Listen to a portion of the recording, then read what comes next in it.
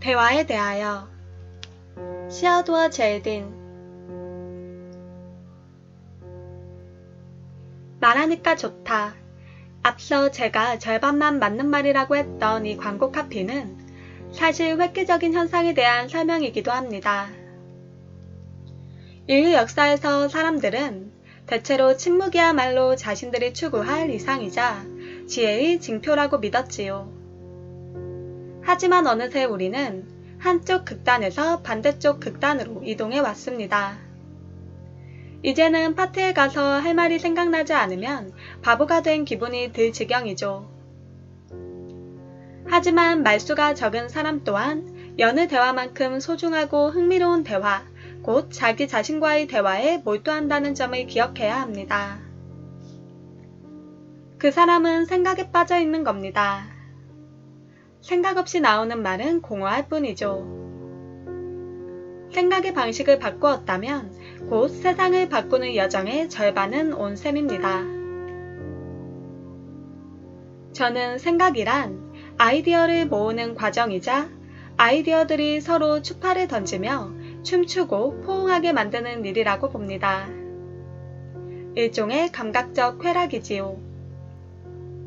아이디어가 머릿속에서 끊임없이 유영하며 마치 정자가 난자를 찾아 헤매듯 새로운 아이디어의 탄생을 위해 짝을 맺을 아이디어를 탐색합니다. 머릿속에는 외로운 아이디어가 가득 차서 이해해달라고, 흥미로운 존재로 알아봐달라고 애원합니다. 게으른 뇌는 편하게 지내고 싶은 관료처럼 낡은 서류함에 아이디어를 차곡차곡 쌓아둘 뿐, 활기찬 뇌는 아이디어를 까다롭게 선별해서 새로운 예술을 창조합니다. 인간의 특성은 자기 일을 해나가고 말하고 생각하는 스스로를 관찰할 수 있다는 점입니다.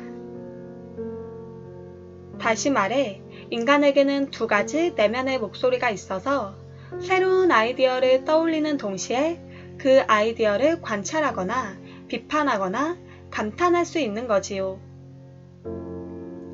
생각과 기억의 노예가 되는 경우도 있지만 수많은 생각과 기억 가운데 무엇이 문제만 일으키는지, 맨 아래 서랍에 들어가야 하는 건 무엇인지 판단할 수도 있습니다. 하지만 혼자만의 대화에는 위험이 도사리고 있습니다. 아이디어를 얼마나 발전시킬지 혼자의 상상만으로 판단해야 한다는 점입니다. 진정 불우한 사람은 상상력이나 유머 감각이 없는 사람일 겁니다. 사실 그 둘은 거의 같은 개념이지요. 도스토옙스키는 사람들이 무슨 말을 하는지가 아니라 얼마나 웃는지가 중요하다고 말했습니다. 웃기 전에는 자유롭거나 온전한 인간이 될 수 없다는 말, 정말 옳지 않나요? 웃는다는 것은 스스로 판단하고 세상을 표면상의 가치로 수용하기를 거부할 뿐 아니라 자기 자신을 너무 심각하게 생각하지 않는다는 뜻이기도 합니다. 말하자면 타인을 내면의 대화로 초대하고 타인이 나를 바라보는 방식이 내가 나 스스로를 바라보는 방식과 얼마나 다른지 발견한다는 뜻이지요. 제인 오스틴은 신문만 읽어서는 깊이 있는 대화를 나눌 수 없다고 말했습니다. 오직 책에만 우리가 각각의 현안을 보편적인 논의로 발전시킬 수 있을 정도의 풍부하고 흥미로운 아이디어가 담겨 있다는 뜻이지요.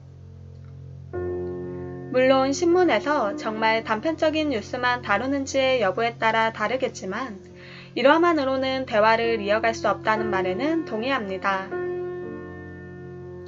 일화를 연결해서 보편적인 생각으로 발전시켜야 논의할 거리가 됩니다.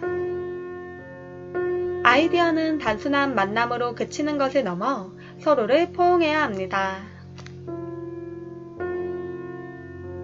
보통 분량의 책 한 권에는 라디오로 12시간 정도 낭독할 내용이 담겨 있습니다. 라디오는 책의 여러 기능을 대신할 수 있고 라디오만의 장점도 가지고 있죠.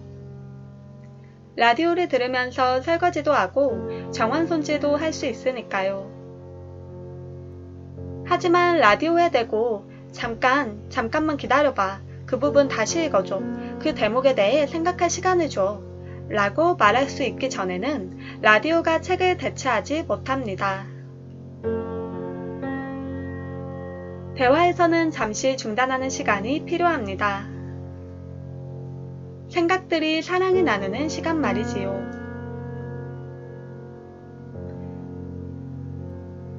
모든 대륙의 사람들, 모든 문명의 사람들과 대화를 나눠보기 전까지 우리의 교육은 완성되지 않습니다.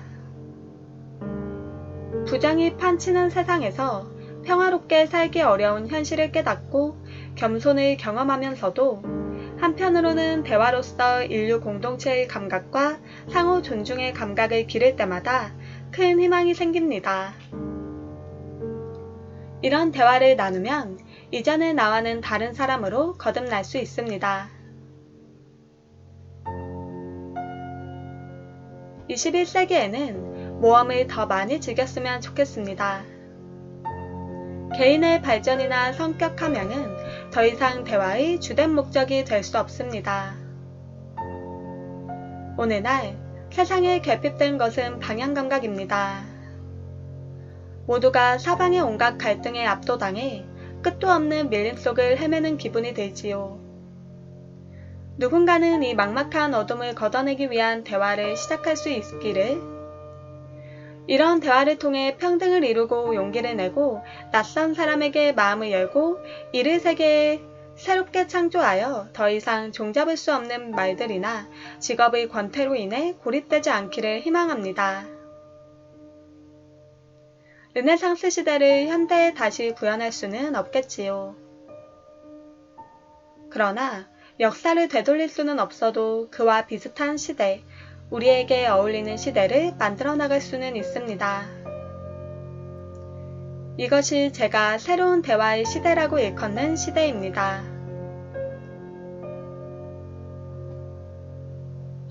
누구나 일상의 소통 방식을 개선함으로써 중대한 변화를 일으킬 수 있다고 믿는 사람들에게도 저는 친밀감을 느낍니다.